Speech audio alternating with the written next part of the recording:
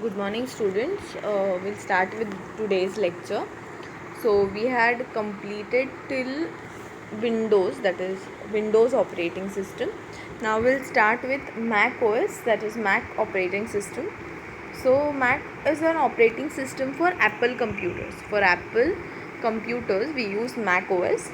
It has highly polished user interface. So, it has a very high level, high configured interface, as well as it takes very little effort to use and has decent technical support.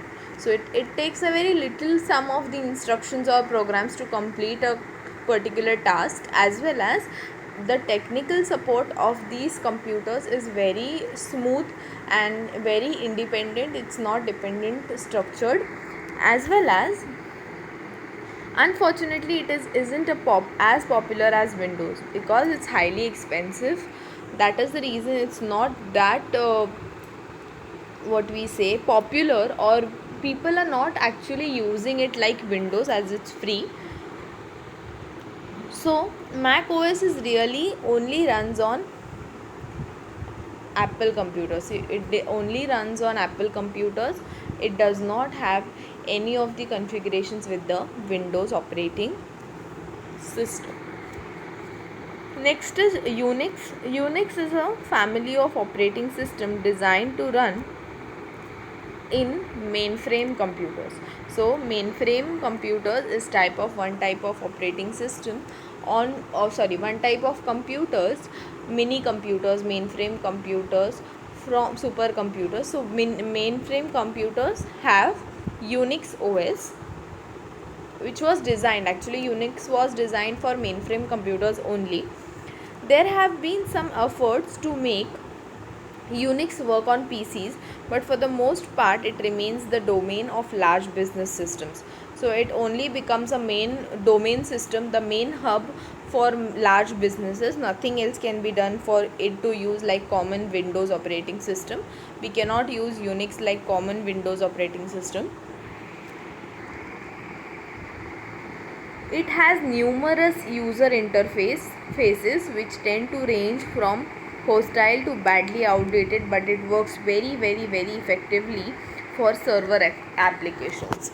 So the graphic of Unix is very different, accessible anywhere, and you can change the look and feel every time, but it is not actually what you say hostile in for normal PCs. It only works good for server PCs, that is server applications. Next is Linux. Linux is the most popular attempt to create a Unix like operating system for personal computers. So as Unix is not compatible for your Windows or normal operating system, what they found out was Linux to build like Unix so that they can be used on normal PCs, and for which until recently Linux also had all the limitations of Unix, with the sole benefit that you could run it on the Intel based PC, so your normal PCs. So it has all the lacking features or limitations of Unix, which is fulfilled by Linux, but its sole concern was to run on normal PCs, and Linux can be run on normal PCs nowadays, as well as unfortunately they have traditionally been difficult to install and not written by someone who had the user interface in mind. So it does not has a very attractive interface. Linux does not has a attractive interface.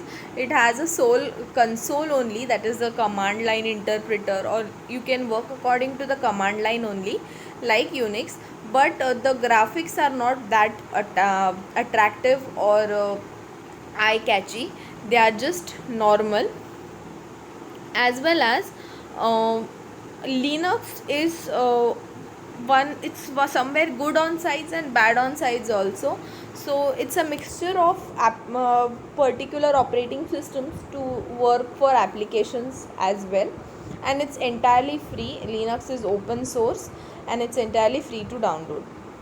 Max OS X now is a based on BSD, that is that was developed by Berkeley University of California variant of Unix. So Mac OS X was a variation of Unix which was developed in California, and Mac OS X has several popular uses. It has a very several popular uses as well as including graphics and video editing, and it is used by primary schools for ease of administration, and in fact it is less vulnerable for viruses. So what are the benefits of Mac OS? That it is easy to use, you can use for graphics and video editing, as well as it is used in schools also for administration work, and it is not vulnerable to viruses. Virus attacks are very less for Mac OS S. Next one is BSD. BSD is a Unix variant. Now BSD also is a variation of Unix, which is also an open source. It's an open source application, and it is also free for download and to install, as Linux is like Linux, it is free to download, but not at all Unix and Linux programs can run on BSD. So BSD, on BSD operating system or BSD application, you can run Unix and Linux as well simultaneously.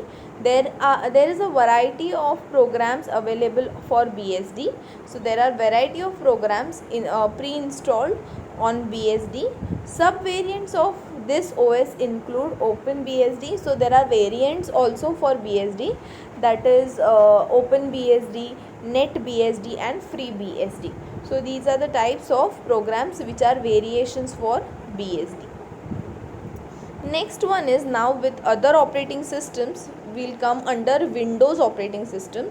So what are the versions from the start to end of Windows operating system, and what are the extra features they are providing for operating systems? So I'll just go through all the names and then we will start with each and every Windows feature explanation. So the first one is disk operating system. Disk operating system is the older one. Then you have Windows 1.0, then you have Windows 2.0, 3.0, 3.1, Windows NT, new type, that is Windows 95, Windows 98, Windows ME, Windows 2000, Windows XP, Windows Vista, Windows 7, then you have Windows 8, you have Windows CE, then Windows 10 and so on. So how many further will come we don't know, but for this syllabus we have till Windows 10. So we'll go for each and every explanation of Windows. So first one is, the very first is DOS. DOS stands for disk operating system, and the operating system which was released in the year 1981. So DOS was released or invented in the year 1981. The operating system was not what one could all use, that is it was not everyone's call, that nobody could friendly use it, but it required users to memorize a series of obscure text commands, and those commands to perform most day-to-day operations such as copying files, changing directories and so forth. So yes, obviously DOS did not had a catchy interface, it did not had a graphical user interface, it just had some bunch of commands to execute, so that depending on that, what we can do is we can just type those commands for our daily purpose usage, that is copying the files, deleting the files, changing the directories, that is from one folder to another, then accessing that file from another folder, or making a user to create those files. All such things can be done using DOS. So it had just a command line interface, it does not, that is a CMD. It did not had an graphical user interface, it did not had icons, no pointers, no pointing devices, nothing. So this was DOS operating system. So first version, that is Windows 1.0. So Microsoft believed that for personal computers to become mainstream, so people could use it at frequent basis, or regular basis, what they could have done, they had to be easier to use. Now obviously when we want to use something, it should be user friendly, that once user starts using it, he starts step by step learning that process, and that is the reason he could start using and could become more friendly or more convenient to use for the usage, which argued for graphical user interface. Obviously, when DOS command line was not compatible only with the commands, we needed a graphical user interface which would be catchy for us to understand, and for that graphical user interface instead of DOS command line interface came into existence in the Windows 1.0 version. With that in mind, development on the inaugural version of Windows started in 1983. So, the Windows 1.0 version started in 1983 with the final product released to the market in November 1985. So, Windows 1.0 released which came into existence was 1983, but it actually released in the market for selling was 1985. Unlike today's overblown and overstuffed operating systems, this first version of Windows came only with few rudimentary utilities. So it only came with some utilities like the Paint graphics program, Windows Write text editor, an appointment calendar, then a notepad, clock, all such things. So Windows 1.0 also included control panel. You have control panel nowadays also, which was used for configuring various features of environment, and MS-DOS executive, a crude predecessor to today's Windows Explorer file manager. So nowadays you have My Files, you have My Computer. First it was MS-DOS executive, a crude predecessor for Windows Explorer file manager. So Windows 1.0 was not widely successful. People were not trying to focus on Windows 1.0. It was not that successful as they said. So the second version which came was Windows 2.0, which was released in the year 1987 and was an incremental improvement, was an upgradation of obviously Windows 1.0. This new version added overlapping windows and allowed minimized window to be moved around the desktop with mouse. So nowadays you have all the three buttons on the right side top corner, that is minimize, maximize and close. So in 2.0 version you got a minimizing button as well as an overlapping window, means at a time you can open two windows by just minimizing one and then opening new window, minimizing that, and you can scroll over that window over the whole screen with the help of mouse. This was the second, that is Windows 2.0.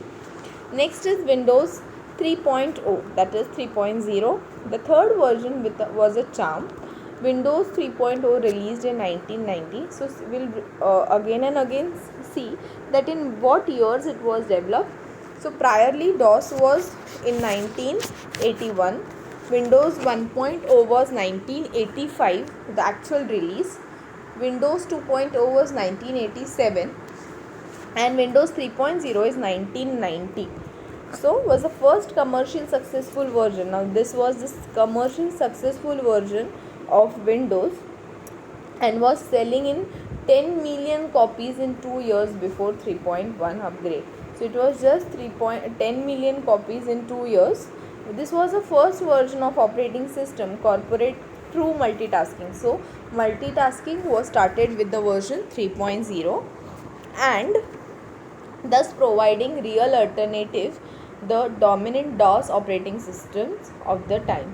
So it gave you a real time alternative for disk operating system through Windows 3.0. After the release of Windows 3.0, applications written for Windows thrived while non-Windows apps eventually died on the vine. So non-Windows apps were not used by people. People tried to prefer Windows only when Windows 3.0 came into market. Then in that you had WordPerfect, then you had entrenched DOS compatible competitors also. I'm sorry. Next is Windows 3.1, which was released in the year 1992 and was more than simple point upgrade, a small upgrade in that, and it not only included requisite bug fixes, it only had an updation, and as well as it had true type scalable display for Windows fonts, and as well as it had screensavers as well as drag and drop options. So drag and drop options of copy pasting was possible in Windows 3.1 version. Next is Windows NT. NT stands for new technology. So next Windows release on corporate path was in 1993, and it was Windows NT, short for new technology. So it was for new technology PCs, and NT wasn't a simple upgrade for Windows. It was not only an upgrade for workgroups. However, instead it was true 32-bit operating system. Now they changed the storage also through the version, that is from normal in BSD operating systems or normal operating systems, it changed its bit, that is the storage level or RAM, that is 32-bit operating system designed for network organization. So it was for networking also, that people could connect through internet connectivities or through network connections with improved networking capability and near bulletproof operations. So bulletproof operations means to securely complete the operations. Windows NT was brought into consideration. NT became the primary operating system for corporate servers. So corporate servers, organization servers also made it an primary achievement or primary usage operating system. Windows, it was also the basis of Windows operating system, which joined Windows separate consumer and corporate parts into single operating system in 2001. So it was similar to 2001 or Windows XP, but they had come in the later 2000 years. This was not in the year to 1993. The next is Windows 95, which was released in the year, obviously as the name suggests, Windows in 1995, that is August 24, 1995. This version, Windows 95, was perhaps the biggest Windows release of them also. This was the biggest release, and Windows 95 looked better and worked better, both things for which users have been waiting for years. So Windows 95 was the best on which the users were waiting for so many years, around it's 10 to 15 years, and this was the major rewrite of Windows 95 code base, dramatically improving the user interface and moving Windows pseudo 32-bit platform. And Windows 95, Windows introduced taskbar. So the taskbar convention came in Windows 95 application, and it had start button, it had start menu, desktop shortcuts, right clicking was possible, long file names were possible, certain you do not have to be specific in characters, you can use a 8-bit character also for naming the files, which was possible in Windows 95. Then next is 98, Windows 98. So Windows 98 released in the year obviously Windows 1998, and was an evolutionary change of the previous version. So it was an upgradation of 95 obviously, and it had features like USB support, internet connection sharing, and FAT32 file system. So this was the actual thing, that FAT32 was also, file allocation tables were also possible for the file arrangements in the system, and it was worthwhile but none particularly earth shattering. So it was not that actually giving success, because there were only upgradations to 1995. Then next was Windows ME. This brings us to the Millennial Edition. So this was a Millennial Edition which was after almost, it started in 81 and it was 2000, so it's almost 20 years of that is the reason Windows ME stands for Millennial Edition of Windows, released in 2000. It was in the year released in the year 2000. Windows ME, as this version was called, was perhaps Microsoft's biggest mistake and a minor upgrade that seemingly broke more things than it fixed. So it changed many things, but it did not give that success. It broke some of the things, and people did not try to prefer it, because the new version upgraded Windows 98 multimedia and internet features, added Windows Movie Maker application, and introduced the system restore utility. Unfortunately, Windows ME was notable bug ridden, so it had many bugs and prone to frequent freezes and crashes. It gave system crashes, it gave bugs to the system. So this caused many consumers, the most business, to skip the upgrade entirely. So many of them did not prefer Windows ME because it was bug ridden as well as prone to frequent viruses and crashes. It held to system crash down. So people tried to get rid of this and skipped it off from the business organizations. Next was Windows 2000. Now they made a successful again update in Windows ME, and this was Windows Track. Immediate successor to Windows NT, Windows 2000 was an evolution from the base NT platform. So what they did, from the success of Windows NT, they brought an upgradation directly to Windows 2000, and which was of two versions, that is workstation and server. So people working on the workstation, that is normal users, and server is the hub server. So Windows 2000 came in 5 different versions: professional server, advanced server, data center server, and small business server. So these were the variations which Windows gave. All versions incorporated features from Windows 95 and 98. So these were the extra add-on features which were given to Windows 95 and 98. Then XP came, Windows XP.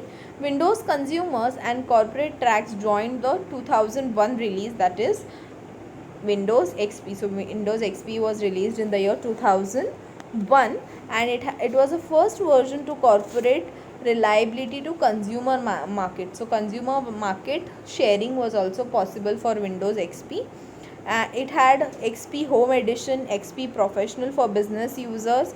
It had XP Media Center Edition. It had XP Tablet PC Edition, XP Starter Edition for the users developing in countries. So all these things were the variations of Windows XP. Next one was Windows Vista, which was released in the year 2007, and it was increased security and reliability, digital media functionality, dazzling 3D user interface was also possible through Windows Vista. And then next one was Windows 7. This is the latest version of Windows. It fixes a lot of what people did not like about Windows Vista. So Windows XP was more compatible, and still people are preferring Windows XP, but now Windows XP is not into existence, so that is the reason people prefer Windows 7 sometimes. As well as Windows 7 has all the new features and highly configured features which are there. So with this we'll stop here, and in tomorrow's lecture we'll try to continue with Windows 8 and Windows 10, and then we will go with Symbian OS and Palm OS, and then we'll end up the chapter, and then we'll start the next chapter, that is Unit 2 will start. With this chapter ending, we'll complete with Unit 1, and then we'll start Unit 2. So if you have any doubts, please ask in the group, and please fill the today's attendance as provided. Thank you.